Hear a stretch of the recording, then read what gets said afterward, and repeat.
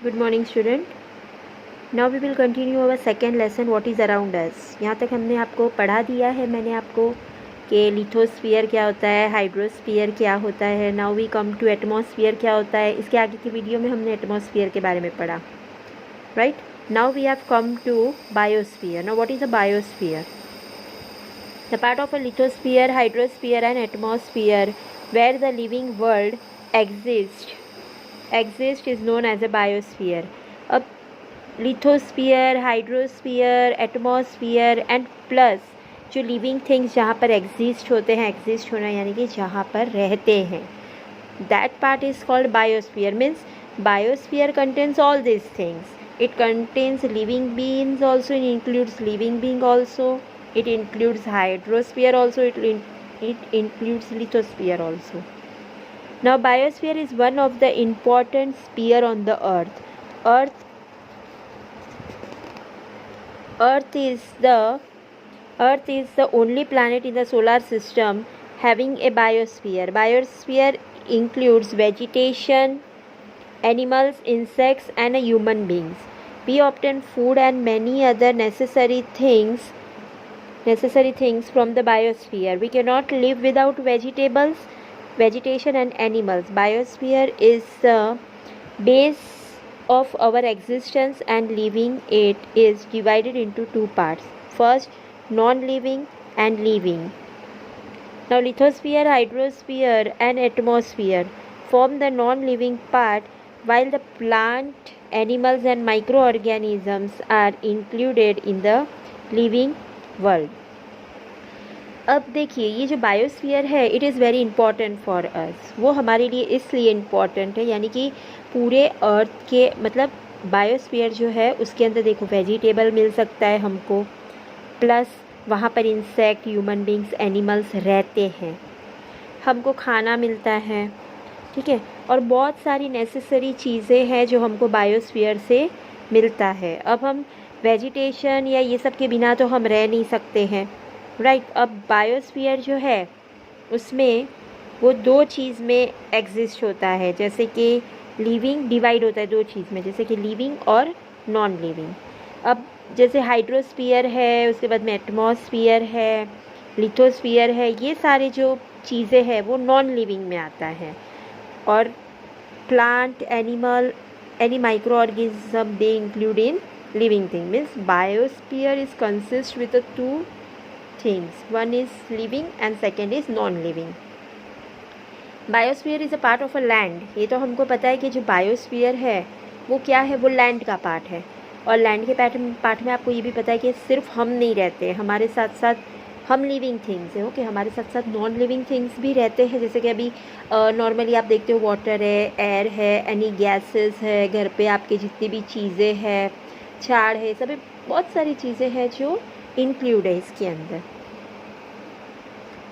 Now, if man harms the earth by the activities, then do you think it will affect this sphere?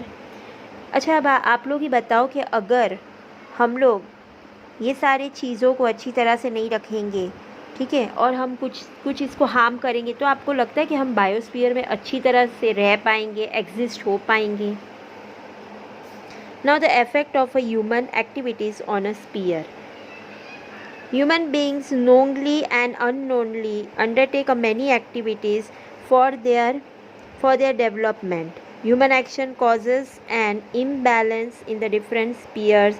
Due to this, the balance of various spheres is threatened. Underground nuclear testing too much.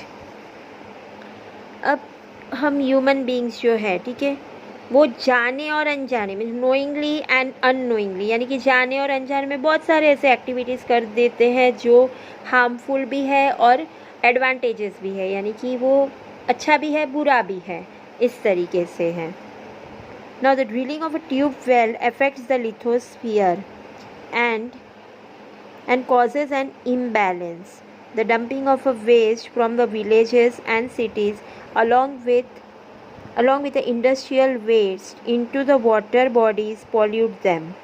The polar caps have started melting due to the increasing heat.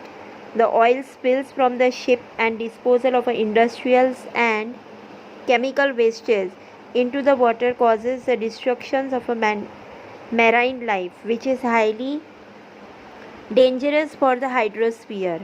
Harmful gases emitted by the industries, workshops, power stations and the vehicles pollutes the air. The areas with the higher frequency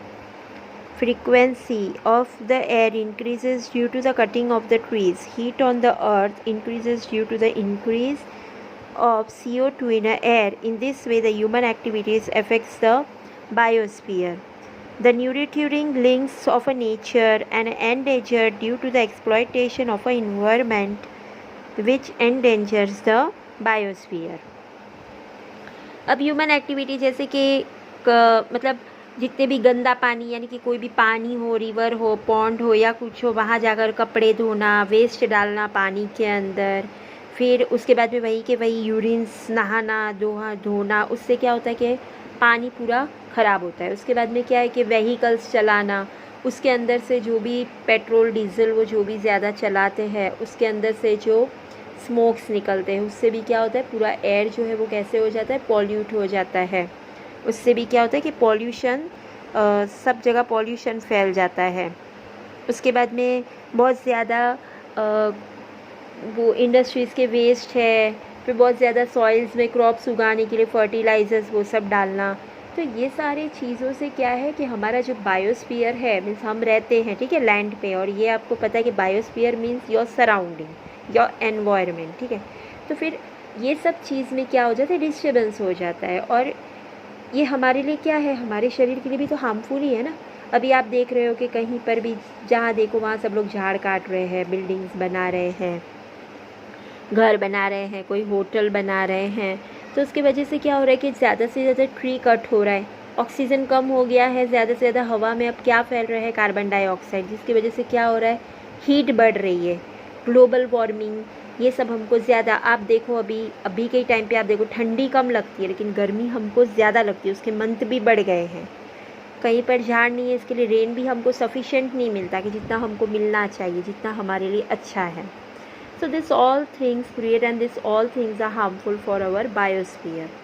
So a man should maintain the balance of the biosphere on its own by reducing all these things. So we have completed our lesson here.